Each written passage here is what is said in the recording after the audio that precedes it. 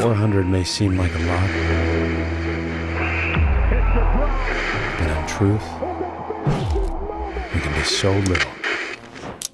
400. That's roughly the time it takes a ball to travel from here to here. In just one day, there are 86,400 seconds. Meaning this event here is all but 1/216,000th of your day.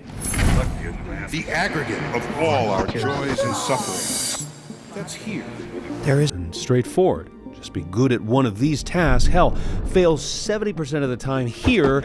Swung called, strike three, it's Schwarber. And, well, you'll make tens of millions, maybe hundreds. Simple. Perhaps that's why baseball has delivered more idioms than any other sport, including one of life's pillars. It makes sense. Our eyes confounded the father of evolution, absurd in the highest degree possible. But our eyes fail us. These oblongs can't smoothly track an object moving this fast, meaning this advice, well, it only works until about middle school. Oh, and this ball? It doesn't just move fast, it's moving. He thinks it's coming at his head, he doesn't see spin. It's curling, it's curving, it's diving, it's rising, and yet remarkably, baseball players, they not only see this ball, they time up a sequence to launch it.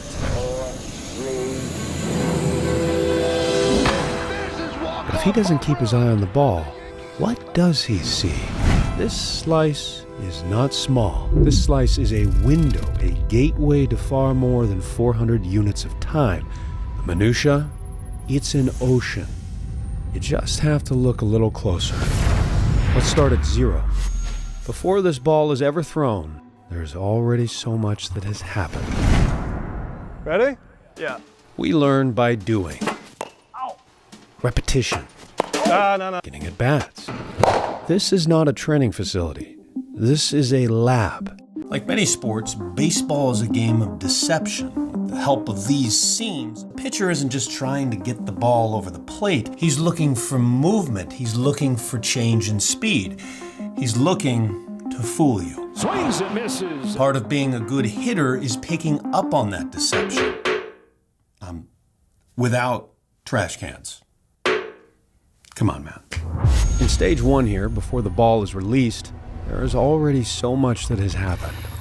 I think even before the pitcher starts the windup, there is some level of expectation. The good hitters have an approach. That's Dr. Scott Wiley, a neuroscientist with over 50 peer-reviewed papers on the brain. He and Brandon Alley co-founded S2 Cognition, state-of-the-art technology used to measure athletes' reactions and cognition with millisecond precision. They're looking for a specific pitch type. 99-mile-an-hour fastball. Maybe they're looking for a specific pitch location. It's right below that strike zone. Or a combination. Maybe they have a sense of what this pitcher likes to throw in this situation. And some hitters don't like to think. They like to just see ball, hit ball, as we've heard. But there's a lot of this that is influenced by what just happened on the prior pitch. So there's some of this that's happening, whether you think you're thinking about it or not. As the windup begins, a good hitter is identifying cues. As the arm's coming forward, you can pick up things the best hitters can pick up, whether it's a fat wrist or a skinny wrist. And so the fat wrist kind of reduces some of your pitches. It's hard you can't throw a curveball with a fat wrist. And so it reduces the type of pitch. If you skinny wrist, you're probably looking at something that's a breaking ball of sorts. And so they can pick up those cues. Again, there is a wealth of information available before this ball ever leaves the pitcher's hand. Even though we may see the world in front of us, what we actually see in terms of high resolution, it's rather small. It's about the width of your thumb if you hold it out in front of us. This is referred to as our foveal vision. And if you're looking at the mound from the batter's box, that's about 4 baseballs in diameter. So where should a hitter deploy their precious foveal vision during the windup? I spoke with Dr. Rob Gray about this. He's a professor of human engineering at Arizona State and sports science consultant for the Chicago Cubs. There is a trade-off with eye movement. When we move our eyes, we are temporarily blind. This is called saccadic suppression. Being blind is not great if you want to hit the ball. Additionally, it takes time.